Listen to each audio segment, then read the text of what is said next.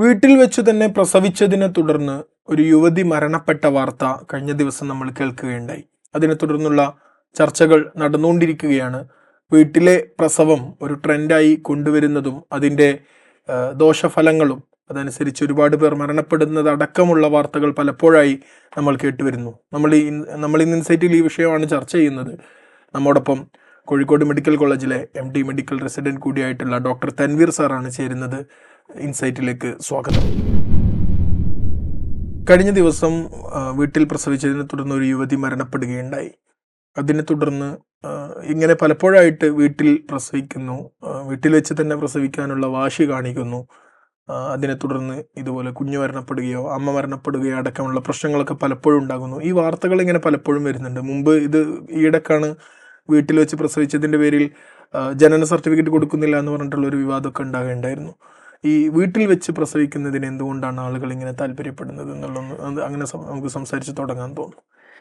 അതെ, തീർച്ചയായും ഇന്നലെ ഈ ഒരു വാർത്ത കേട്ട സമയത്ത് സത്യം പറഞ്ഞാൽ ആദ്യം ഭയങ്കരമായിട്ടൊരു വിഷമം വരിക ചെയ്തത്. കാരണം ഇത്രയധികം അഡ്വാൻസ്മെൻറ്റ്സ് ഉള്ള ഒരു കാലത്ത് ഇത്രയധികം പ്രസവിക്കാനാണെങ്കിലും ബാക്കി നമുക്ക് രോഗനിർണയത്തിനാണെങ്കിലും വേറെ എന്തൊരാവശ്യത്തിനും എത്രയോ ആശുപത്രികളിലും അതുപോലെ തന്നെ എത്രയോ സൗകര്യങ്ങളും ഉള്ള ഒരു സമയത്ത്, അതും ഇത്രയും സാക്ഷരതയുള്ള ഒരു നമ്മളുടെ കേരളം പോലെയുള്ള ഒരു സംസ്ഥാനത്തിൽ നിന്ന് ഇങ്ങനെയൊരു വാർത്ത കേട്ടു എന്നുള്ളത് വളരെയധികം വിഷമകരമാണ്. കാരണം പ്രസവം എന്ന് പറയുന്നത് 2 ജീവനുകൾ വെച്ചിട്ടുള്ളൊരു കളിയാണ്. ജന്മം നൽകാൻ പോകുന്ന മാതാവിൻ്റെയും അതുപോലെ തന്നെ ജനിക്കാൻ പോകുന്ന കുട്ടിയുടെയും 2 പേരുടെയും ജീവന് എന്തും സംഭവിക്കാം എന്നുള്ള ഒരു അവസ്ഥയിലൂടെയാണ് ഓരോ പ്രസവവും കടന്നു പോകുന്നത്. മാതാവിന് വരാൻ പോകുന്ന കുറേ കോംപ്ലിക്കേഷൻസ് ഉണ്ട്, കുട്ടിക്ക് സംഭവിക്കാൻ പോകുന്ന കുറേ കോംപ്ലിക്കേഷൻസ് ഉണ്ട്. ഇതിനെയൊക്കെ തരണം ചെയ്യണം എന്നുള്ളൊരു ഉദ്ദേശത്തോടു കൂടിയാണ് എല്ലാ പ്രസവവും വീട്ടിൽ നിന്ന് മാറ്റി ഹോസ്പിറ്റലൈസ്ഡ് ആയിരിക്കണം എന്നുള്ള രീതിയിലേക്കൊരു മാറ്റം ഇന്ത്യൻ ഗവൺമെൻറ് ആണെങ്കിലും അല്ലെങ്കിൽ വേൾഡ് ഹെൽത്ത് ഓർഗനൈസേഷൻ ആണെങ്കിലും ഒരു തീരുമാനം എടുക്കുകയും അതിന് വേണ്ട മാറ്റങ്ങൾ നാട്ടിൽ കൊണ്ടുവരികയും ചെയ്യുന്നത്. അങ്ങനെയുള്ളൊരു സമയത്ത് പോലും ഇങ്ങനെയുള്ളൊരു വാർത്ത വരുന്നത് വളരെയധികം വേദനാജനകമാണ്. ഏതൊരു പ്രസവത്തിലും കുട്ടിക്കാണെങ്കിലും അമ്മയ്ക്കാണെങ്കിലും എന്ത് തരം കോംപ്ലിക്കേഷൻസും വരാൻ സാധ്യതയുണ്ട്. ഇപ്പോൾ ഒരു അമ്മയുടെ കാര്യം എടുക്കുകയാണെങ്കിൽ മാതാവിന് എന്തൊക്കെ സംഭവിക്കാം. കാരണം പ്രസവം നടക്കേണ്ട സമയത്തിൽ നിന്ന് വൈകി കുറേ നേരം എടുക്കുന്ന പ്രസവം, ആ ഒരു കുറേ നേരം എടുക്കുന്നതോടുകൂടി മാതാവ് വളരെയധികം ക്ഷീണിക്കുകയും വേദന കുറേ നേരം സഹിക്കുന്നതോടുകൂടി ശരീരം തളരുകയും അത് കാരണമായി കുറേ കോംപ്ലിക്കേഷൻസും വരാനുള്ള പ്രശ്നമുണ്ട്. മാത്രമല്ല, പ്രസവത്തിൻ്റെ ശേഷം കുട്ടി പുറത്തു വരുന്ന സമയത്ത് സാധാരണ രീതിയിൽ കുട്ടിയുടെ തലഭാഗമാണ് ആദ്യം പുറത്തു വരിക. അതിന് പകരം കാലോ അല്ലെങ്കിൽ ഷോൾഡറോ അങ്ങനെ ഏതെങ്കിലും ഒരു ഭാഗമാണ് പുറത്തു വരുന്നതെങ്കിൽ ആ പുറത്തു വരാൻ വളരെയധികം ബുദ്ധിമുട്ട് അനുഭവപ്പെടും. ഇനി അതല്ല, കുട്ടി പ്രസവിച്ച് കഴിഞ്ഞു, അത് കഴിഞ്ഞതിന് ശേഷം മറുപിള്ള പുറത്തു വരുന്ന സമയത്ത് അതിൻ്റെ ശേഷം വരുന്ന ബ്ലീഡിങ്, മിക്കവാറും ചില ആളുകൾക്ക് ഒരു 500 മില്ലിയുടെ താഴെ ഒരു ബ്ലീഡിങ്ങിലായിട്ട് നിൽക്കാം. പക്ഷേ ചില ആളുകൾക്ക് അത് അതിനേക്കാൾ കൂടുകയും അങ്ങനെ കൂടുതലായി രക്തം ശരീരത്തിൽ നിന്ന് നഷ്ടപ്പെടുമ്പോൾ BP കുറയുകയും അത് കാരണമായി മിടിപ്പ് നിൽക്കുകയും മരണം വരെ സംഭവിക്കാനുള്ള ഒരു പ്രശ്നമുണ്ട്. അപ്പോൾ ഇങ്ങനെയുള്ള കുറേ പ്രശ്നങ്ങൾ മാതാവിന് സംഭവിക്കാം. ഇനിയിപ്പോൾ കുട്ടിയുടെ കാര്യം എടുക്കുകയാണെങ്കിൽ കുട്ടി ജനിച്ച സമയത്ത് തന്നെ കുട്ടി പെട്ടെന്ന് തന്നെ സാധാരണ രീതിയിൽ കരയും. ആ കരയുക എന്ന് പറയുന്നത് കുട്ടി ശ്വാസം എടുത്തു എന്നതിൻ്റെ ഒരു ലക്ഷണമാണ്. ആ കുട്ടി പെട്ടെന്ന് കരഞ്ഞിട്ടില്ലെങ്കിൽ ആ കുട്ടിക്ക് ശ്വാസം കിട്ടിയില്ല എന്നുള്ളതാണ് അതിൻ്റെ അർത്ഥം. അപ്പോൾ അങ്ങനെ വരുന്ന സമയത്ത് ഒരു കുട്ടിക്ക് എന്തൊക്കെ ചികിത്സകൾ നൽകണം എന്നുള്ള രീതിയിലൊക്കെ നിയോനൈറ്റൽ റിസസിറ്റേഷൻ പ്രോട്ടോക്കോൾ എന്ന് പറഞ്ഞൊരു പ്രോട്ടോക്കോൾ തന്നെയുണ്ട്. എന്തൊക്കെയാണ് ആ കുട്ടിയെ വീണ്ടും കരച്ചിലേക്ക് അല്ലെങ്കിൽ ശ്വാസം എടുക്കാൻ എന്തൊക്കെ നമ്മൾ ചെയ്യണം, എങ്ങനെ സ്റ്റിമുലേറ്റ് ചെയ്യണം, എന്തൊക്കെ കാര്യങ്ങൾ ചെയ്യണം എന്ന് പറഞ്ഞിട്ടൊരു പ്രോട്ടോക്കോൾ ഉണ്ട്. സാധാരണ രീതിയിൽ ഏതൊരു കുട്ടിയും പ്രസവിക്കുന്ന സമയത്ത് ഈ പ്രോട്ടോക്കോളുകൾ അഥവാ കരഞ്ഞിട്ടില്ലെങ്കിൽ ഇത്രയും പ്രോട്ടോക്കോളുകൾ എല്ലാ സ്ഥലത്തും പാലിക്കപ്പെടുന്നുണ്ട്. അപ്പോൾ ഈ കുട്ടി ആദ്യമായിട്ട് തന്നെ കരച്ചിലിന് അല്ലെങ്കിൽ ശ്വാസം എടുക്കുന്നതിന് കുറേ സമയം എടുക്കുന്നതിനനുസരിച്ച് കുട്ടിയുടെ തലച്ചോറിലേക്ക് അത്രയും നേരത്തേക്ക് ഓക്സിജൻ കിട്ടാതിരിക്കുകയും ഈ തുടക്കത്തിൽ തന്നെ ഓക്സിജൻ കിട്ടാത്ത സമയത്ത് സെറിബ്രൽ പാൽസി പോലെ മന്ദബുദ്ധിയായിട്ടുള്ള അല്ലെങ്കിൽ കയ്യിനും കാലിനും ബലക്കുറവുള്ള രീതിയിലുള്ള കുട്ടികൾ വളർന്നു വരാനുള്ള സാധ്യതകളൊക്കെ ഉണ്ട്. അപ്പോൾ ഇതൊക്കെ ഒരു കോംപ്ലിക്കേഷനാണ്. മാത്രമല്ല, കുട്ടിക്ക് നമ്മൾ കുട്ടിയും അമ്മയും തമ്മിൽ പുറത്തെടുത്ത സമയത്ത് അവരെ കണക്ട് ചെയ്യുന്ന അംബിലിക്കൽ കോഡ് അല്ലെങ്കിൽ പൊക്കിൾ കൊടി, ഈ പൊക്കിൾ കൊടി മുറിക്കുന്ന സമയത്ത് എന്ത് വെച്ചിട്ട് മുറിക്കുന്നു, അപ്പോൾ അത് മുറിക്കുന്ന സമയത്ത് അതിലേക്ക് വേറെ എന്തെങ്കിലും ചേർക്കുന്നുണ്ടോ? അങ്ങനെ ചില സ്ഥലങ്ങളിലൊക്കെ ഇന്ത്യയിലെ പല സംസ്ഥാനങ്ങളിലും ആ പൊക്കിൾ കൊടി മുറിച്ച ഭാഗത്ത് ചാണകം തേക്കുന്ന രീതിയിലുള്ള ഓരോ പ്രക്രിയകൾ, കൾച്ചറൽ കാര്യങ്ങളൊക്കെ വരുന്നുണ്ട്. ഇങ്ങനത്തെ കാര്യങ്ങളൊക്കെ ഹോസ്പിറ്റലല്ലാതെ വീടുകളിൽ സംഭവിക്കുമ്പോൾ വളരെ കോമൺ ആയിട്ട് വരാനുള്ള സാധ്യത കൂടുതലാണ്. അപ്പോൾ ഈ അംബിലിക്കൽ കോഡിലൂടെ ഈ കുട്ടിക്ക് വീണ്ടും ഒരു ഇൻഫെക്ഷൻ വരികയും ജനിച്ച് കുറച്ച് ദിവസങ്ങൾക്ക് ശേഷം ഈ ഇൻഫെക്ഷൻ കാരണം കുട്ടി മരണപ്പെടുക തുടങ്ങിയ കുറേ കാര്യങ്ങൾ വരുന്നുണ്ട്. അപ്പം ഈ അമ്മയുടെയും കുട്ടിയുടെയും ഹെൽത്ത് ക്ലിയർ ആയിട്ട് വരാൻ, ഇങ്ങനെയുള്ള കോംപ്ലിക്കേഷൻസ് എല്ലാം ഒഴിവാക്കാൻ എപ്പോഴും എല്ലാ പ്രഗ്നൻസികളും ഹോസ്പിറ്റലിൽ നിന്ന് ആവുക എന്നുള്ളത് വളരെയധികം അത്യാവശ്യമാണ്.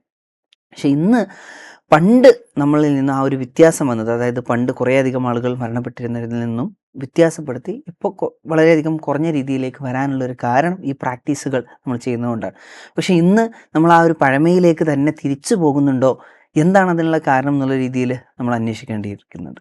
കറക്റ്റാണ്. അത് ഈ വീട്ടിൽ വെച്ച് പ്രസവിക്കുന്നത് എന്തോ ഒരു വലിയ സംഭവമാണ് എന്ന രൂപത്തിൽ പ്രചരിപ്പിക്കുകയും അത് ഞങ്ങളുടെ അവകാശമാണ് എന്നുള്ള രൂപത്തിലുള്ള ഒരു പ്രചരണം വരെ പലപ്പോഴും ചില ആളുകളുടെ ഭാഗത്തു നിന്നൊക്കെ ഇന്നലെ ഈ സംഭവത്തെ തുടർന്നും കാണുകയുണ്ടായി. ഇങ്ങനെ എന്തുകൊണ്ടാണ് ഇങ്ങനെ ആശുപത്രികളോടുള്ള ഒരു വൈമുഖ്യം, അല്ലെങ്കിൽ ഡോക്ടർമാരോടുള്ള, അല്ലെങ്കിൽ മോഡേൺ മെഡിസിനോടുള്ള ഒരു വൈമുഖ്യം വരാനുള്ള ഒരു കാരണം എന്തായിരിക്കും? അതുമാത്രമല്ല, ഇപ്പോൾ പലപ്പോഴും ഈ മൃഗങ്ങളൊക്കെ ആശുപത്രിയിൽ പോയിട്ടല്ലല്ലോ പ്രസവിക്കുന്നത്. അതല്ലെങ്കിൽ ഇത്രയും ഇപ്പോൾ നമ്മുടെ ഒരു കഴിഞ്ഞ ഉപ്പയുടെ വല്യപ്പയുടെയൊക്കെ കഴിഞ്ഞ തലമുറ വരെ വീട്ടിൽ വെച്ചല്ലേ പ്രസവിച്ചത് തുടങ്ങിയ ചില വാദങ്ങളൊക്കെ നിരത്തിയാണ് ഇങ്ങനെയുള്ളവർ തങ്ങൾക്ക് അനുകൂലമായ വാദങ്ങൾ പ്രകടിപ്പിക്കുന്നതായി കാണാറുള്ളത്.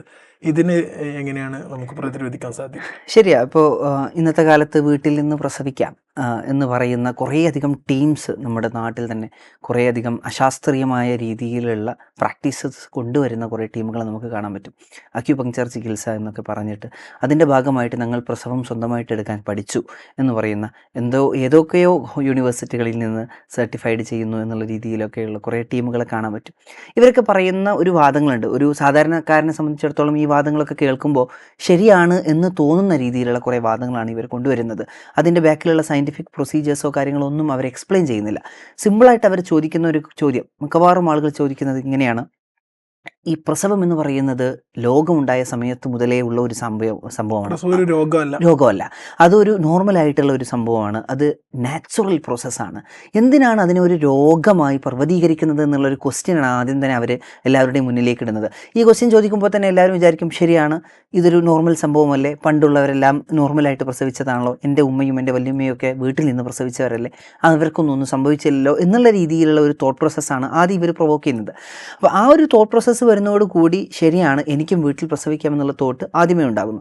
അതിൻ്റെ ശേഷം സ്യൂഡോ കോൺഫിഡൻസ് അവർക്ക് ബിൽഡ് ചെയ്യുകയാണ് ചെയ്യുന്നത്. നിങ്ങൾക്കൊന്നും സംഭവിക്കില്ല, നമുക്കെല്ലാം ശരിയാക്കാം, ഈ പറയുന്ന പ്രക്രിയയുടെ ഒന്നും ആവശ്യമില്ല, പണ്ടുള്ളവരൊക്കെ ഇങ്ങനെ പ്രസവിച്ചിട്ടുണ്ട്, മൃഗങ്ങൾ ഇങ്ങനെ പ്രസവിക്കുന്നുണ്ട് എന്നുള്ള രീതിയിലുള്ള കുറച്ച് കാര്യങ്ങളൊക്കെ അവരെ പറഞ്ഞ് വിശ്വസിപ്പിക്കുന്നു. ശരിയാണ്, മുമ്പുള്ളവരും വീട്ടിൽ നിന്ന് പ്രസവിച്ചിട്ടുണ്ട്. ഹോസ്പിറ്റലുകളും സെറ്റപ്പുകളും എല്ലാം കഴിഞ്ഞൊരു 100 വർഷത്തിൻ്റെ ഉള്ളിലാണ് വന്നത് എന്നുള്ളത് സമ്മതിക്കുന്നു. എന്നാൽ നമുക്ക് കുറച്ച് ഡാറ്റ ഒന്ന് അനലൈസ് ചെയ്ത് നോക്കിയാൽ 1990 2020 തമ്മിലുള്ള ഒരു ഏകദേശം ഒരു 30 വർഷത്തെ ഗ്യാപ്പിൻ്റെ ഇടയിലുള്ള 2 ഡാറ്റകൾ നമുക്ക് നോക്കാം. 2 കാര്യങ്ങൾ നോക്കിയിട്ടാണ് നമ്മൾ പറഞ്ഞു, കുറച്ച് മുമ്പേ ഞാൻ പറഞ്ഞു, പ്രസവം എന്ന് പറയുന്നത് 2 ജീവനുകളെ വെച്ച് കളിയാണ്. ഒന്ന് ഈ പ്രസവിക്കാൻ പോകുന്ന മാതാവ്, 2 ഈ കുട്ടി. ഇതിൽ ഓരോ പ്രസവത്തിലും എത്ര അമ്മമാർ മരണപ്പെടുന്നുണ്ട്, അല്ലെങ്കിൽ എത്ര കുട്ടികൾ മരണപ്പെടുന്നുണ്ട് എന്നുള്ളതിൻ്റെ ഒരു കണക്കെല്ലാം ഗവൺമെൻറ് എടുക്കുന്നുണ്ട്. 1990 കണക്കുകൾ നോക്കുകയാണെങ്കിൽ മറ്റേണൽ മോർട്ടാലിറ്റി റേറ്റ്, അഥവാ 100,000 അമ്മമാർ പ്രസവിക്കുന്ന സമയത്ത് എത്രത്തോളം അമ്മമാർ ഇതിൽ മരണപ്പെട്ടു, പ്രസവവുമായി ബന്ധപ്പെട്ട പ്രശ്നങ്ങളെ കൊണ്ട് എത്ര പേര് മരണപ്പെട്ടു എന്നുള്ള കണക്കാണ് maternal mortality rate. 1990 maternal mortality rate എന്ന് പറയുന്നത് 550 100,000 അമ്മമാർ പ്രസവിക്കുന്ന സമയത്ത് അതിൽ 550ഓളം ആളുകൾ മരണപ്പെട്ടിട്ടുണ്ട്. എന്നാൽ 2020 കണക്ക് നോക്കുമ്പോൾ അത് 97 എന്ന് പറയുന്ന വളരെയധികം കുറഞ്ഞ ഒരു റേറ്റിലേക്ക് നമുക്ക് എത്തിപ്പെടാൻ സാധിച്ചിട്ടുണ്ട്. ഇനിയും കുറേ എണ്ണം നമുക്ക് കുറക്കാൻ പറ്റും. അപ്പോൾ ഈ 97-ൽപ്പെട്ട ഒന്നാണ് ഇപ്പോൾ സംഭവിച്ച ഒന്ന്. ഇങ്ങനെയുള്ള മാൽ പ്രാക്ടീസസും ബാക്കി പ്രാക്ടീസസും എല്ലാം ലോകത്ത് ഇന്ത്യയിൽ പല സ്ഥലത്തും ഇപ്പോൾ ഞാൻ പറഞ്ഞ കണക്ക് ഇന്ത്യയുടെ കണക്കാണ്, ഇന്ത്യയിൽ പല സ്ഥലത്തും ഇപ്പോഴും നടക്കുന്നുണ്ട്. മാത്രമല്ല ചില സമയങ്ങളിൽ നമുക്ക് ഈ പറഞ്ഞ എല്ലാ സെറ്റപ്പുകളും കാര്യങ്ങളും ഉണ്ടെങ്കിൽ പോലും ചില മരണങ്ങൾ നമുക്ക് തടുക്കാൻ പറ്റാത്തതായിരിക്കാം, അല്ലെങ്കിൽ നമുക്കുള്ള ആ ഒരു ഇൻഫ്രാസ്ട്രക്ചർ വെച്ചിട്ട് അതിനെ തടയാൻ പറ്റാത്തതായിരിക്കും. അങ്ങനെയും ചോദിക്കാറുണ്ട്, വീട്ടിൽ നിന്ന് മരിക്കുന്നവരെ കണക്കെടുക്കുന്നവർക്ക് എന്താ ഹോസ്പിറ്റലിൽ നിന്ന് ഹോസ്പിറ്റലിലെ കണക്ക് നമ്മൾ എടുക്കുന്നുണ്ട്. അപ്പോൾ നമുക്ക് എല്ലാത്തിനെയും പ്രിവെൻറ്റ് ചെയ്യാൻ പറ്റില്ല. പക്ഷെ നമുക്ക് പ്രിവെൻറ്റ് ചെയ്യാൻ പറ്റുന്ന ഒരു കാര്യത്തെ, നമുക്ക് ഒരു ജീവനെ രക്ഷിക്കാൻ പറ്റുമെങ്കിൽ നമ്മൾ അതിന് വേണ്ടിയിട്ടാണല്ലോ ശ്രമിക്കേണ്ടത്. ഇവിടെ 85% നമുക്കൊരു ഡിക്രിമെൻറ്റ് കഴിഞ്ഞൊരു 30 വർഷത്തിനിടയിൽ കൊണ്ടുവരാൻ പറ്റിയത്. ആ 85% എന്ന് പറയുന്നത് എത്രത്തോളം ആളുകളുടെ ജീവനാണ്. ഈ 100,000 ലക്ഷം എന്ന് പറയുന്ന ഈ ഒരു വാല്യൂയെ നമ്മൾ ഇന്ത്യ എന്ന് പറയുന്ന രാജ്യത്തിൻ്റെ പോപ്പുലേഷനിലേക്ക് വളർത്തിക്കൊണ്ടുവരുമ്പോൾ എത്രയോ ജീവനുകൾ നമുക്ക് അവിടെ രക്ഷപ്പെടുത്താൻ പറ്റുന്നുണ്ട്. ആ ജീവനുകളുടെ കണക്ക് നോക്കിയിട്ട് നമ്മൾ ഹോസ്പിറ്റലിലേക്ക് പോവുകയല്ലേ നല്ലത് എന്നുള്ള ഒരു ചിന്തയാണ് നമുക്ക് വരേണ്ടത്. ഇപ്പോൾ ഇൻഫൻറ്റ് മോർട്ടാലിറ്റി റേറ്റ് നോക്കുകയാണെങ്കിൽ, കുട്ടികൾ മരണപ്പെട്ടതിൻ്റെ കണക്ക് നോക്കുകയാണെങ്കിൽ, 1000 കുട്ടികൾ ജനിക്കുന്ന സമയത്ത് ഏകദേശം 80ഓളം കുട്ടികൾ മരണപ്പെട്ടു എന്നുള്ള കണക്കായിരുന്നു 1990 ഉണ്ടായിരുന്നത്. അത് 27ലേക്ക് നമുക്ക് കുറച്ച് കൊണ്ടുവരാൻ പറ്റിയിട്ടുണ്ട്. അപ്പോൾ കുട്ടികളുടെ കണക്കാണെങ്കിലും അമ്മമാരുടെ കണക്കാണെങ്കിലും നമുക്കിത് കുറച്ച് വരാൻ പറ്റിയിട്ടുണ്ട്. ഇനി ഇത് ഡാറ്റ ഒന്നും വേണ്ട, ഈ പറയുന്ന ഡാറ്റ ഒന്നും നിങ്ങൾക്കിപ്പോൾ വായിക്കാനൊന്നും സമയമില്ലെന്ന് വിചാരിക്കുക. നിങ്ങളുടെ വീട്ടിലുള്ള നിങ്ങളുടെ ഉമ്മമാരോട് അല്ലെങ്കിൽ നിങ്ങളുടെ മാതാപിതാക്കളോട്, അവരുടെ മേലെയുള്ള ഒരു ജനറേഷനോട് ചോദിച്ചു നോക്കുക, നിങ്ങൾക്ക് എത്ര മക്കളുണ്ടായിരുന്നു. മിക്കവാറും എല്ലാവരും പറയും എനിക്ക് 10 കുട്ടികളുണ്ടായിരുന്നു. ആദ്യത്തെ 2 കുട്ടികളിൽ ഒരാൾ ജനിച്ച അപ്പം തന്നെ മരണപ്പെട്ടു, ഒരാൾ ജനിച്ചൊരു 10 ദിവസം കഴിഞ്ഞപ്പോൾ മരണപ്പെട്ടു. വളരെ ലാഘവത്തോടു കൂടി അതൊരു നോർമലാണ് എന്നുള്ള രീതിയിലാണ് നമ്മളുടെ ഒരു 2 ജനറേഷൻസ് മേലെയുള്ള ആളുകളോട് നമുക്ക് ചോദിച്ചാൽ കിട്ടുന്നത്. കൂടുതൽ ഡാറ്റ അനാലിസിസ് ഒന്നും ഇല്ലാതെ തന്നെ നമുക്കിത് കിട്ടും. എന്നാൽ നമ്മൾ ഇന്നത്തെ കാലത്ത് നമ്മളുടെ കണ്ടംപററിയിലുള്ള ആളുകളോട് ചോദിച്ചു നോക്കുക, എത്രത്തോളം ആളുകളിൽ കുട്ടികൾക്ക് അങ്ങനെ മരണപ്പെടുന്നുണ്ട്, എത്ര മാതാപിതാക്കൾ അങ്ങനെ മരണപ്പെടുന്നുണ്ട് എന്നുള്ളത്. അപ്പോൾ അതൊക്കെ വളരെയധികം കുറഞ്ഞ ഒരു രീതിയിലേക്ക് നമുക്ക് കുറച്ച് കൊണ്ടുവരാൻ പറ്റിയത് ഈ പറഞ്ഞ ഹോസ്പിറ്റൽ സിസ്റ്റവും അതുപോലെ തന്നെ നമ്മുടെ ഇൻഫ്രാസ്ട്രക്ചർ ഡെവലപ്മെൻറ്റും കൊണ്ടാണ്. അപ്പോൾ അതിനെ കൂടുതൽ ആശ്രയിച്ച് കുറേ സൗകര്യങ്ങൾ നമ്മൾക്കുണ്ടാകുമ്പോൾ അതിനെ യൂസ്ഫുൾ ആക്കാൻ നമ്മൾ ശ്രമിക്കുകയാണ് വേണ്ടത്. ഇതിനെ കൂട്ടിച്ചേർത്ത് എനിക്ക് പറയാനുള്ളത്, കുറേ ആളുകൾ ഇപ്പോൾ നമ്മൾ ഡോക്ടർമാർ എന്ത് പറയുകയാണെങ്കിലും എല്ലാവരും പറയുന്ന ഒരു സാധനമാണ് മരുന്ന് മാഫിയ, അതുപോലെ തന്നെ ഡോക്ടർ മാഫിയ എന്ന് പറയുന്ന ഒരു സിസ്റ്റം. ഈ പറയുന്ന ആളുകൾ തന്നെ ഈ പറഞ്ഞ വീട്ടിൽ നിന്ന് പ്രസവിക്കാമെന്ന് പറയുന്ന അതിനെ പ്രോത്സാഹിപ്പിക്കുന്ന അക്യുപങ്ക്ചർ പോലത്തെ കുറേ ബാക്കി സ്യൂഡോ സയൻസുകളൊക്കെ അവരെല്ലാം പറഞ്ഞു വെക്കുന്ന വേറൊരു കാര്യമാണ്, ബാക്കിയുള്ള മോഡേൺ മെഡിസിനും അല്ലെങ്കിൽ ബാക്കിയുള്ള മെഡിസിൻ പ്രാക്ടീസ് ചെയ്യുന്നവരെല്ലാം നിങ്ങളെ ഒരു ചൂഷണം ചെയ്യാൻ വേണ്ടിയിട്ട് നടക്കുന്ന ആളുകളാണെന്നുള്ളത്. അപ്പോൾ അവരോട് ഞാൻ പറയുന്നത്, നിങ്ങൾ ചൂഷണം ചെയ്യാനെന്നുള്ള രീതിയിൽ തന്നെ അങ്ങനെ വിശ്വസിച്ചോളൂ. എന്നാലും ഞാൻ ചോദിക്കുന്നു, ഗവൺമെൻറ് സിസ്റ്റംസ് ഇല്ലേ? നമ്മുടെ നാട്ടിലെ ഗവൺമെൻറ് സിസ്റ്റംസ് ഉണ്ട്. ഏത് ഗവൺമെൻറ് ഹോസ്പിറ്റലിൽ പോയാലാണ് നിങ്ങൾക്ക് പ്രസവിക്കുന്നതിന് വേണ്ടിയിട്ട് പൈസ വാങ്ങുന്നത്? പൈസ ഇല്ലാത്ത രീതിയിൽ നിങ്ങൾക്ക് പ്രസവിച്ച് എല്ലാം കഴിഞ്ഞ് തിരിച്ചു പോകാൻ പറ്റുന്ന രീതിയിലുള്ള കുറേ സൗകര്യങ്ങൾ എല്ലാ ഗവൺമെൻറ് സ്കീമുകളിലുണ്ട്. ഇന്ത്യൻ ഗവൺമെൻറ്റിൻ്റെ കുറേയധികം സ്കീമുകൾ ഇപ്പോൾ ഈ ഗർഭിണികൾക്കും അതുപോലെ തന്നെ നവജാത ശിശുക്കൾക്കും വേണ്ടിയിട്ടുള്ള എത്രയോ അധികം സ്കീമുകളുണ്ട്. പ്രധാനമന്ത്രി മാതൃത്വ വന്ദന യോജന എന്ന് പറഞ്ഞിട്ടുള്ളൊരു സ്കീമിൽ ആദ്യമായിട്ട് പ്രസവിക്കുന്ന ഒരാൾക്ക് ഹോസ്പിറ്റലിൽ വന്ന് പ്രസവിക്കുന്നു എന്നുള്ള രീതിയിൽ രജിസ്റ്റർ ചെയ്യുകയാണെങ്കിൽ 5000 രൂപ അങ്ങോട്ട് കൊടുക്കുന്ന ഒരു സ്കീം വരെയുണ്ട്. അങ്ങനെ പല എത്രത്തോളം കുറേയധികം സ്കീമുകൾ ഇന്ത്യ രാജ്യത്തുണ്ട്. അപ്പോൾ അതിനെ ഒന്നുകുറിച്ച് കൂടുതൽ ആളുകൾക്ക് അറിയില്ല. അപ്പോൾ ആ ഒരു സ്കീമും കാര്യങ്ങളൊക്കെ ഉള്ള ഒരു നാട്ടിൽ നിങ്ങൾ ആലോചിച്ച് നോക്കുക, നിങ്ങൾ ഇങ്ങോട്ട് വന്ന് ഇവിടെ പ്രസവിച്ചാൽ നിങ്ങൾക്ക് 5000 രൂപ അങ്ങോട്ട് തരാമെന്ന് പറയുന്നത് ഒരു ചൂഷണമാണോ? അത് ചൂഷണം ചെയ്യാൻ വേണ്ടിയിട്ടാണോ ഇത് ചെയ്യുന്നത്, അതോ നിങ്ങളുടെ നന്മക്ക് വേണ്ടിയിട്ടാണോ എന്നുള്ളത് നിങ്ങൾ ആലോചിക്കുക എന്ന് മാത്രമാണ് എനിക്ക് പറയാനുള്ളത്. ഈ അക്യുപങ്ക്ചർ എന്നുള്ള വേർഡ് ഉപയോഗിച്ചതുകൊണ്ട് പറയണം, ഇപ്പോൾ മോഡേൺ മെഡിസിൻ്റെ ബദലായിട്ട് ശാസ്ത്രീയമായ ഒരുപാട് ചികിത്സാ രീതികൾ പ്രചരിപ്പിക്കുകയും അതിൻ്റെ ഭാഗമായി ഇത്തരത്തിലുള്ള പ്രവണതകൾ പലയിടത്തു നിന്ന് നമ്മൾ കണ്ടുവരുന്നുണ്ട്. അതിൻ്റെ ഭാഗമാണ് ഇപ്പോൾ ഈ കഴിഞ്ഞ ദിവസം മരണം സംഭവിച്ചതും യുവതി അക്യുപങ്ക്ചർ പഠനം നടത്തിയ ശേഷമാണ് വീട്ടിൽ വെച്ച് പ്രസവിക്കാനുള്ള തീരുമാനം എടുത്തത് എന്നൊക്കെ നമ്മൾ വാർത്തകളിൽ കാണുന്നുണ്ടായിരുന്നു. ഇങ്ങനെ ഇപ്പോൾ ഷുഗർ അസുഖം വന്ന് മുറിവൊക്കെ പഴുത്ത് അതിനെ അക്യുപങ്ക്ചറിൻ്റെ പേരിൽ ക്രൂശിച്ച് പിന്നെ മുറിച്ച് കളയേണ്ടി വന്ന അനുഭവങ്ങളും ഇടയിട്ട് അറിയുന്ന ആളുകളിൽ നിന്ന് തന്നെ കേൾക്കുകയുണ്ടായി. ഇത്തരത്തിലുള്ള പ്രവണതകളെ ഇതിനെ ചെറുക്കാൻ ഒരു മോഡേൺ മെഡിസിൻ വക്താവ് എന്നുള്ള നിലയിൽ ഡോക്ടർക്ക് എന്താണ് പറയാനുള്ളത്? നമ്മൾ മെഡിസിനെ സംബന്ധിച്ചിടത്തോളം പറയുകയാണെങ്കിൽ ഒരു സിസ്റ്റം ഓഫ് മെഡിസിൻസ് കുറേ ഉണ്ട്. ഇപ്പോൾ ഇന്ത്യയിൽ നമ്മൾ മോഡേൺ മെഡിസിൻ ഉണ്ട്, ആയുർവേദ ഉണ്ട്, സിദ്ധയുണ്ട്, യുനാനി ഉണ്ട്, എല്ലാം ഉണ്ട്. ഇതിൽ മോഡേൺ മെഡിസിൻ മാത്രമാണ് ശരിയെന്ന് ഞാൻ എൻ്റെ പേഴ്സണൽ അഭിപ്രായത്തിൽ ഞാൻ അത് മാത്രമാണ് ശരിയെന്ന് ഞാൻ പറയുന്നില്ല. മോഡേൺ മെഡിസിൻ്റെ ഒരു പ്രത്യേകത എന്ന് പറയുന്നത്, മോഡേൺ മെഡിസിൻ നമ്മൾ പഠിക്കുന്ന ഡ്രഗ്സും അല്ലെങ്കിൽ നമ്മൾ ഒരാൾക്ക് ട്രീറ്റ്മെൻറ്റ് കൊടുക്കുന്നുണ്ടെങ്കിൽ അത് കുറേയധികം ട്രയൽസുകൾ കഴിഞ്ഞ് തെളിയിക്കപ്പെട്ടതിന് ശേഷം മാത്രമാണ് ഇത് ഒരു ജനങ്ങളിലേക്ക് നമ്മൾ ഇറക്കപ്പെടുന്നത്. അതായത് ഇപ്പോൾ ഒരു അസുഖം എന്താണെന്നുള്ളതിനെക്കുറിച്ച് പഠിക്കും, അതിന് കൊടുക്കാൻ പറ്റുന്ന ട്രീറ്റ്മെൻറ്റുകളെക്കുറിച്ച് പഠിക്കും.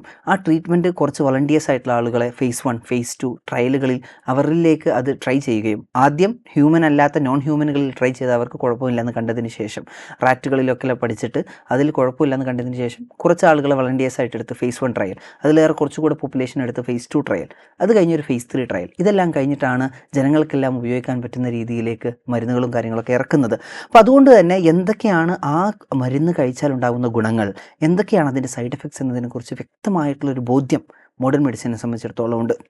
ബാക്കി അതർ സിസ്റ്റം ഓഫ് മെഡിസിൻസ് ഉപയോഗിക്കുന്ന മരുന്നുകളെ കൊണ്ട് ഉപകാരം കിട്ടുന്ന കുറേ ആളുകളുണ്ട്. ബാക്കിയുള്ള സിസ്റ്റം ഓഫ് മെഡിസിൻസ് എല്ലാം തെറ്റാണെന്ന് ഞാൻ പറയുന്നില്ല. പക്ഷേ അതെല്ലാം സയൻറ്റിഫിക്കലി പ്രൂവൺ ആണോ എന്നുള്ള ഒരു ക്വസ്റ്റ്യനിലാണ് നമുക്ക് പ്രശ്നമുള്ളത്. സയൻറ്റിഫിക്കലി പ്രൂവൺ ആകുന്ന സമയത്ത് ഇത് ഉപയോഗിച്ചാൽ മാറുമെന്നുള്ളൊരു ഉറപ്പുള്ള സമയത്ത് അത് ഉപയോഗിക്കുന്നതാണല്ലോ എപ്പോഴും നല്ലത്. അതുകൊണ്ട് തന്നെ ഞാൻ എപ്പോഴും മോഡേൺ മെഡിസിനെയാണ് ചൂസ് ചെയ്യുന്നത്. എന്നാൽ ഇപ്പോൾ വരുന്ന കുറേ എണ്ണം ഈ പറയുന്ന ബാക്കി സിസ്റ്റം ഓഫ് മെഡിസിനും അപ്പുറത്തേക്ക് അക്യുപങ്ചർ പോലത്തെ സാധനങ്ങൾ, അക്യുപങ്ചർ ഇപ്പോൾ നമ്മൾ മോഡേൺ സയൻസിൽ തന്നെ പഠിക്കുന്നുണ്ട്. അക്യുപങ്ചർ ഉപയോഗിച്ച് നിങ്ങൾക്ക് പെയിൻ റിലീഫ് ചെയ്യാം. പെയിനിൻ്റെ വേദനകളിൽ പലതും കുറക്കാൻ വേണ്ടിയിട്ട് അക്യുപങ്ചർ ഉപയോഗിക്കുന്ന സ്ഥലങ്ങളൊക്കെ കാണുന്നുണ്ട്. അത് നമ്മളുടെ ബുക്കിലും പഠിക്കുന്നുണ്ട്. പക്ഷേ ഇപ്പോൾ പല ആവശ്യങ്ങൾക്കും, അതായത് ഇപ്പോൾ BP കൺട്രോൾ ചെയ്യാൻ, അതുപോലെ തന്നെ സ്ട്രോക്കിനെ മാനേജ് ചെയ്യാൻ, പ്രസവത്തിന് മാനേജ് ചെയ്യാൻ, ഷുഗറിനെ മാനേജ് ചെയ്യാൻ എന്ന് തുടങ്ങി അക്യുപങ്ചറിൽ നിൽക്കാത്ത കുറേ കാര്യങ്ങൾക്കും അക്യുപങ്ചർ എന്നുള്ള പേരിൽ ട്രീറ്റ്മെൻറ്റ് കൊടുക്കുകയും മാത്രമല്ല നിങ്ങൾക്ക് ആർക്കും, നിങ്ങൾക്കിപ്പോൾ ഒരു 10ാം ക്ലാസ് പഠിച്ച ഒരാളാണെങ്കിലും 6ാം ക്ലാസ് പഠിച്ച ഒരാളാണെങ്കിലും ഏത് വിദ്യാഭ്യാസമാണ് നിങ്ങൾക്കുള്ളതെങ്കിലും ഒരു 6 മാസം നിങ്ങൾ അക്യുപങ്ചർ പഠിക്കാൻ വേണ്ടി നിങ്ങൾ കോഴ്സിന് വന്നു കഴിഞ്ഞാൽ നിങ്ങൾക്ക് സർട്ടിഫിക്കറ്റ് തന്ന് നിങ്ങളെ ഒരു സർട്ടിഫൈഡ് അക്യുപങ്ചർ ട്രീറ്റ് ചെയ്യുന്ന ഒരാളാക്കി മാറ്റാമെന്നുള്ള രീതിയിലുള്ള ഒരു കാര്യങ്ങളൊക്കെ ഇപ്പോൾ നാട്ടിൽ ഭയങ്കര കോമൺ ആയിട്ട് വരുന്നുണ്ട്. ഇപ്പോൾ എൻ്റെ ഒരു അനുഭവത്തിൽ പറയുകയാണെങ്കിൽ ഞാൻ 1-2 കേസസ് കണ്ടത്, ഒരു BP തീരെ കൺട്രോൾ ആവാത്ത ഒരാളുണ്ടായിരുന്നു. പ്രഷർ തീരെ കൺട്രോൾ ആവാത്ത ഒരാൾ, അയാൾ 3 മരുന്നുകൾ എടുത്തിട്ടാണ് പ്രഷർ കൺട്രോൾ ആക്കുന്നത്. ആ ആളോട് ഈ പരിചയത്തിലുള്ള ഒരാൾ അക്യുപങ്ചർ ചികിത്സയെക്കുറിച്ച് ഇൻട്രൊഡ്യൂസ് ചെയ്യുകയും അങ്ങനെ അക്യുപങ്ചർ ചികിത്സയ്ക്ക് വേണ്ടിയിട്ട് അദ്ദേഹം പോവുകയും ചെയ്തു. പോയ സമയത്ത് അവർ ആദ്യമായിട്ട് തന്നെ പറഞ്ഞത് നിങ്ങളുടെ ശരീരത്തിൻ്റെ കൺട്രോൾ നിങ്ങളുടെ മനസ്സിലാണ് എന്നുള്ള രീതിയിൽ അങ്ങനെയുള്ള കുറച്ച് വാക്കുകൾ ഉപയോഗിക്കുകയും അതോടുകൂടി മനുഷ്യർ അതെ ശരിയാണ് ഇയാൾ പറഞ്ഞതിൽ എന്തോ ഒരു കാര്യമുണ്ടല്ലോ എന്നുള്ള രീതിയിലേക്കുള്ള ഒരു തോട്ട് പ്രോസസ്സ് പോകും. അങ്ങനെ നിങ്ങൾക്ക് 3 മരുന്നിൻ്റെ ഒന്നും ഒരു ആവശ്യമില്ല, എല്ലാ മരുന്നും നിർത്തിക്കോളൂ, നമുക്ക് എല്ലാ മരുന്നും നിർത്താം, ഇനി മുതൽ കുറച്ച് നീഡിൽസ് വെച്ചിട്ടുള്ള ചികിത്സ മതി എന്നുള്ള രീതിയിലേക്ക് പറയുകയും ചെയ്തു. ഇതോടുകൂടി എന്ത് സംഭവിച്ചു എന്ന് വെച്ചാൽ ഇയാൾ അന്ന് തന്നെ ഈ 3 മരുന്നും നിർത്തി. വളരെയധികം കൺട്രോളായി നിന്നിരുന്ന BP പെട്ടെന്ന് തന്നെ ഷൂട്ടപ്പ് ചെയ്യുകയും 2 ദിവസങ്ങൾക്ക് ശേഷം ശക്തമായിട്ടുള്ളൊരു തലവേദന വന്ന് പിന്നെ പെട്ടെന്ന് കയ്യിനും കാലിനും വലത്തെ കയ്യിനും കാലിനും ബലക്കുറവ് വരികയും പെട്ടെന്ന് CT എടുത്ത സമയത്ത് തലച്ചോറിന് മൊത്തം ബ്ലീഡിങ് ആവുകയും ആ BP കൺട്രോൾ ആക്കാൻ പറ്റാത്ത രീതിയിൽ 2-ാമത്തെ 3-ാമത്തെ ദിവസം തന്നെ അദ്ദേഹം മരണപ്പെടുന്ന ഒരു വിഷയമുണ്ടായി. അതുപോലെ തന്നെ എൻ്റെ ഗ്രാൻഡ് ഫാദറിൻ്റെ തന്നെ ഒരു കാര്യം പറയുകയാണെങ്കിൽ, ഗ്രാൻഡ് ഫാദർ തന്നെ കുറേയധികം മരുന്ന് എടുക്കുന്ന ഒരു ആളായിരുന്നു. അപ്പോൾ ഉപ്പപ്പാനെ പെട്ടെന്ന് ഒരാൾ വന്നിട്ട് ഇങ്ങനെ ഒരു അക്യുപങ്ചർ ചികിത്സയുണ്ട് വളരെയധികം നല്ലതാണെന്ന് പറഞ്ഞ് കൊണ്ടുപോവുകയും ഗ്രാൻഡ് ഫാദറിനോട് തന്നെ ഇത്രയും മെഡിക്കേഷൻസ്, ഹാർട്ട് അറ്റാക്ക് ഉണ്ട്, ട്രിപ്പിൾ വെസൽ ഡിസീസ്, കുറേയധികം അസുഖങ്ങളുള്ള ഒരാളായിരുന്നു, എല്ലാ മരുന്നുകളും നിർത്തണമെന്ന് പറയുകയും ഒക്കെ ചെയ്തിരുന്നു. പക്ഷേ കുറച്ചൊരു ബോധമുള്ളത് കൊണ്ട് തന്നെ ഗ്രാൻഡ് ഫാദർ പെട്ടെന്ന് തന്നെ ഇല്ല, ഞാൻ എല്ലാ മരുന്നും നിർത്താനൊന്നും പോകുന്നില്ല, വേണമെങ്കിൽ നിങ്ങളുടെ നീഡിൽ ചികിത്സ കുറച്ചൊന്ന് ശ്രമിച്ചു നോക്കാം, പക്ഷേ എൻ്റെ മരുന്നുകൾ ഞാൻ ഒരിക്കലും നിർത്തില്ല എന്നുള്ള രീതിയിൽ പറഞ്ഞതുകൊണ്ട് മാത്രം രക്ഷപ്പെടുകയും ചെയ്തിട്ടുണ്ട്. അപ്പോൾ കുറേയധികം ആളുകളെ സ്യൂഡോ കോൺഫിഡൻസ് കൊടുത്തിട്ട് അവരെ ഈ ഒരു ട്രാപ്പിലേക്ക് കൊടുക്കുന്ന ഒരു ഭയങ്കരമായിട്ടുള്ള പ്രക്രിയ കാണുന്നത്. സത്യം പറഞ്ഞു കഴിഞ്ഞാൽ ഇങ്ങനെയുള്ള ആളുകളെ, ക്വാക്സുകളായിട്ടുള്ള ആളുകളെ പിടിച്ച് അവരെ നിയമത്തിന് മുമ്പിൽ കൊണ്ടുവരണം. കാരണം എന്ന് വെച്ചാൽ എത്രയോ ആളുകളുടെ ജീവൻ ഇവർ അപഹരിക്കുന്നുണ്ട്. നമുക്കറിയാം, ഇപ്പോൾ ഒരു ഡോക്ടറുടെ അടുത്ത്, ഒരു മോഡേൺ മെഡിസിൻ പ്രാക്ടീസ് ചെയ്യുന്ന ഒരു ഡോക്ടറുടെ അടുത്ത് എന്തെങ്കിലും ഒരു മിസ്റ്റേക്ക് വന്നു കഴിഞ്ഞാൽ അതിനെ വലിയൊരു സംഭവമാക്കി മൊത്തം വാർത്തകളിലും ബാക്കിയുള്ളതെല്ലാം ആക്കുന്ന ആളുകൾ പോലും ഇങ്ങനത്തെ വിഷയങ്ങൾ എന്തുകൊണ്ട് ഇടപെടുന്നില്ല എന്നുള്ളൊരു ചോദ്യമാണ് എനിക്ക് ഈ ഒരു സമയത്ത് ചോദിക്കാനുള്ളത്. അതോടൊപ്പം അവസാനമായിട്ട് ഈ വാക്സിനെതിരെ പ്രചരണം നടത്തുക, അതല്ലെങ്കിൽ തന്നെ വാക്സിൻ എടുത്താൽ കുഞ്ഞുങ്ങളുണ്ടാവില്ല എന്ന രൂപത്തിലുള്ള പ്രചരണങ്ങൾ, അതുപോലെ തന്നെ ഈ പേഷ്യൻ്റായി ഒരു ഡോക്ടറെ സമീപിക്കുന്ന സമയത്ത് ഡോക്ടറെക്കാൾ പല കാര്യങ്ങളിലും നമ്മൾ ആ കാര്യത്തെ ഗൂഗിൾ ചെയ്തുകൊണ്ട് ഡോക്ടറോട് അങ്ങോട്ട് ചോദ്യങ്ങൾ ചോദിക്കുകയും കൂടുതൽ പഠിക്കാനുള്ള ശ്രമത്തിൻ്റെ ഭാഗമായിരിക്കും. എങ്കിലും അങ്ങനെയുള്ള ചില പ്രവണതകൾ ഇന്ന് വർദ്ധിച്ചു വരുന്നുണ്ടല്ലോ. ഇപ്പോൾ ഡോക്ടറുടെ സർവീസ് ജീവിതത്തിലൊക്കെ ഇങ്ങനെ അനുഭവത്തിൻ്റെ വെളിച്ചത്തിൽ ചിലത് പങ്കുവെക്കാൻ കഴിയുമെന്ന് തോന്നുന്നു. തീർച്ചയായും വാക്സിൻ്റെ കാര്യമാണ് അടുത്തത്. കാരണം എന്ന് വെച്ചാൽ ഇപ്പോൾ കുട്ടികളുടെ വാക്സിനേഷൻസ് നമ്മൾ ഗവൺമെൻറ് പറയുന്ന നാഷണൽ ഇമ്മ്യൂണൈസേഷൻ പ്രോഗ്രാം എന്ന് പറയുന്ന ഗവൺമെൻറ്റിൻ്റെ സ്കീമിൽ തന്നെ ഫ്രീ ആയിട്ട് കൊടുക്കുന്ന കുറേ വാക്സിനേഷൻസ് ഉണ്ട്. അതല്ലാത്ത എക്സ്ട്രാ വാക്സിനുകളും ഉണ്ട്, പ്രൈവറ്റ് ഹോസ്പിറ്റലുകളിലും മറ്റും കൊടുക്കുന്ന വാക്സിനുകളെല്ലാം ഉണ്ട്. പൊതുവേ നമ്മുടെ നാട്ടിൽ കാണുന്ന ഒരു സാധനമാണ് ഈ വാക്സിനുകൾക്കെതിരെ ആളുകൾ സംസാരിക്കുന്നുള്ളത്. അതിലേറ്റവും കൂടുതൽ മണ്ടത്തരമായിട്ടുള്ളൊരു സംഭവമാണ് വാക്സിൻ വെച്ച് കഴിഞ്ഞാൽ കുട്ടികളുണ്ടാവില്ല എന്ന് പറയുന്ന ഒരു സംഭവം. എത്രത്തോളം അൺഎഡ്യൂക്കേറ്റഡ് ആണ് അല്ലെങ്കിൽ ഈ ഒരു കാര്യത്തെക്കുറിച്ച് ഇൻഫോംഡ് അല്ല എന്നുള്ളതാണ് നമ്മളിത് കേൾക്കുമ്പോൾ നമുക്ക് വിഷമം തോന്നുന്ന കാര്യം.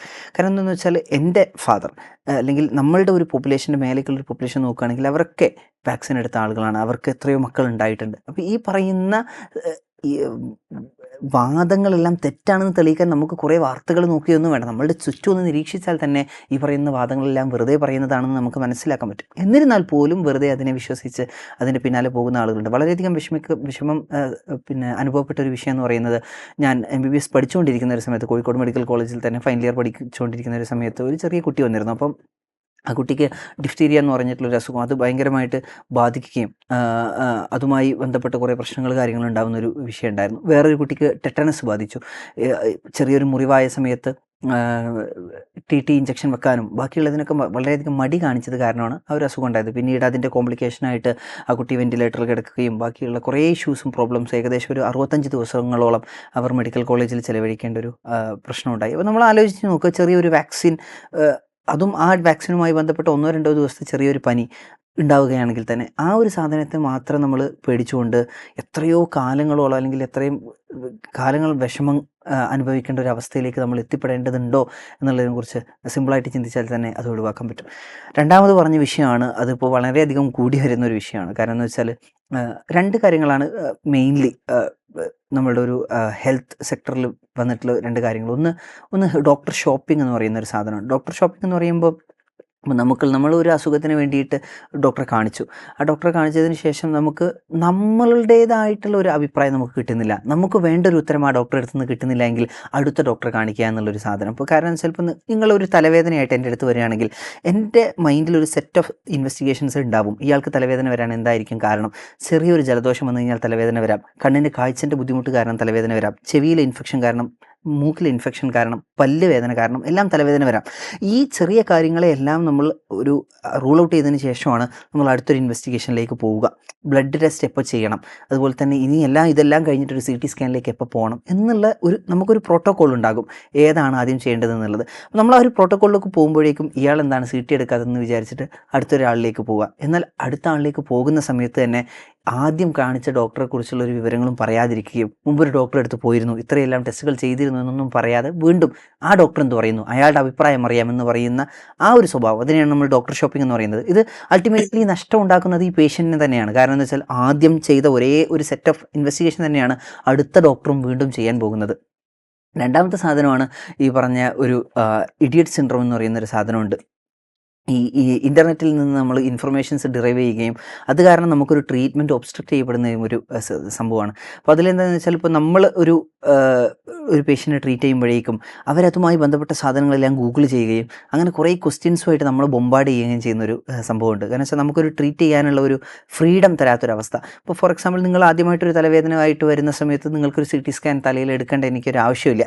പക്ഷേ ഒരു സാധാരണക്കാരനെ സംബന്ധിച്ചിടത്തോളം തലവേദനയുടെ 10 കാരണങ്ങൾ എന്ന് ഗൂഗിളിൽ അടിച്ചു നോക്കുമ്പോൾ ബ്രെയിൻ ട്യൂമർ എന്ന് പറയുന്നത് അതിലൊരു കാരണമായിട്ട് വരാം. അപ്പോൾ സാറേ എനിക്ക് ബ്രെയിൻ ട്യൂമർ ആണോ എന്നുള്ളൊരു ക്വസ്റ്റ്യൻ എന്നിലേക്ക് ബൊമ്പാർഡ് ചെയ്യുമ്പോൾ ഇന്നത്തെ കാലത്ത് പ്രത്യേകിച്ച് ഡിഫൻസ് പ്രാക്ടീസ് നമ്മൾ പ്രാക്ടീസ് ചെയ്യുന്നൊരു സമയത്ത് ഇനി 1000 ഒരാൾക്ക് വരാവുന്ന ഒരു ബ്രെയിൻ ട്യൂമറായിട്ട് ഇത് മാറുമോ എന്നുള്ള പേടി കാരണം ഞാൻ ആദ്യമേ തന്നെ ഒരു CT സ്കാൻ എടുക്കേണ്ട ഒരു അവസ്ഥയിലേക്ക് ഞാൻ നിർബന്ധിതനാവുകയും ചെയ്യുന്നുണ്ട്.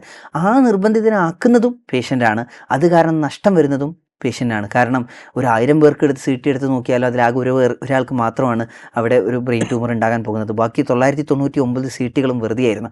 അപ്പം അത് അനാവശ്യമായിട്ടുള്ളൊരു ഇൻവെസ്റ്റിഗേഷൻ അനാവശ്യ സമയത്ത് ഡോക്ടറെ കൊണ്ട് നിർബന്ധിപ്പിക്കുന്ന ഒരവസ്ഥയും, അതുപോലെ തന്നെ വേണ്ട ഇൻവെസ്റ്റിഗേഷൻ വേണമെന്ന് പറയുന്ന സമയത്ത് ഇതൊക്കെ വേണോ എന്ന് ചോദിച്ച് ഡോക്ടറെ ചോദ്യം ചെയ്യുന്നൊരവസ്ഥയും നമ്മളിന്ന് കണ്ടു കാണുന്നുണ്ട്. റൈറ്റ്. നമ്മൾ 2025 ജീവിക്കുന്നത്. വൈദ്യശാസ്ത്രം ഇത്രമേൽ ശാസ്ത്രീയമായി സാങ്കേതികമായൊക്കെ ഒരുപാട് ഉന്നതി കൈവരിച്ച ഒരു മേഖലയാണ്.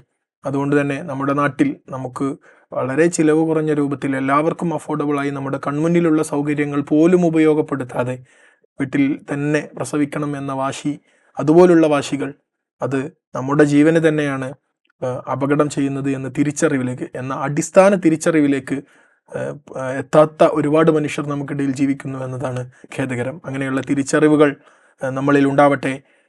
നമ്മുടെ മുന്നിലുള്ള സൗകര്യങ്ങൾ ഉപയോഗപ്പെടുത്തി ഒരുപാട് പേരുടെ ജീവൻ രക്ഷിക്കാൻ നമുക്ക് സാധിക്കട്ടെ. ഇതിന് നേതൃത്വം കൊടുക്കുന്ന തൻവീർ സാർ അടക്കമുള്ള ഡോക്ടർമാരെ നമുക്ക് അഭിനന്ദിക്കാതെ വയ്യ. ഈ ഇൻസൈറ്റ് ഇവിടെ പൂർണ്ണമാകുന്നു. മറ്റൊരു എപ്പിസോഡുമായി വീണ്ടും കാണാം.